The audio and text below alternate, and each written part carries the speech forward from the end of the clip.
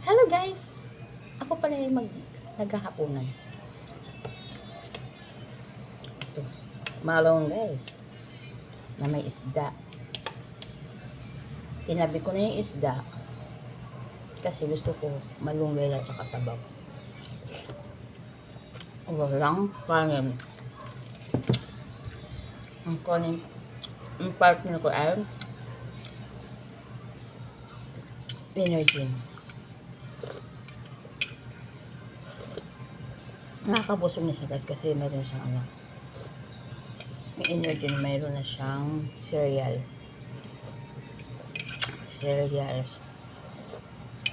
So nakakabusog na siya. Diba? Hapunan yan guys. Baka magtaka kayo ba't nagtuan niya ako kasi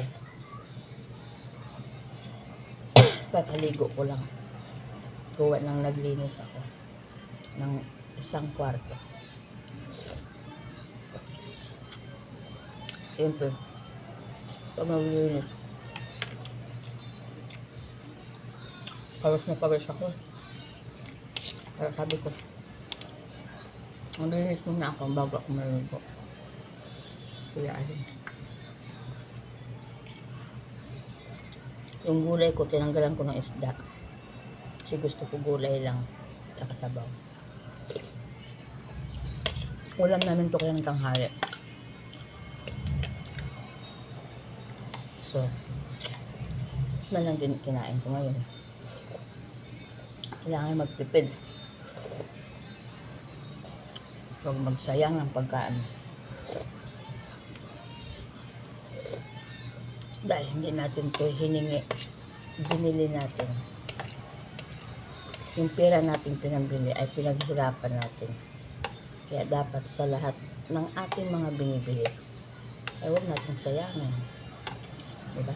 Kailangan sa lahat ng bagay ay mapakinabangan. Hindi yung basta-basta na lang ng bagay.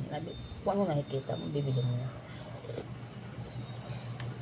Kailangan mo. Yung agad-agad na gagamitin. Ayun lang. Pero kung hindi naman importante, bakit ka naman bibili? Diba? Kaya nga may matitira sa pera mo. Kasi hindi mo masasabi.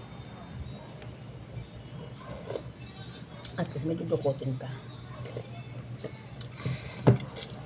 Energy na naman. Minsan choco, ngayon naman milk.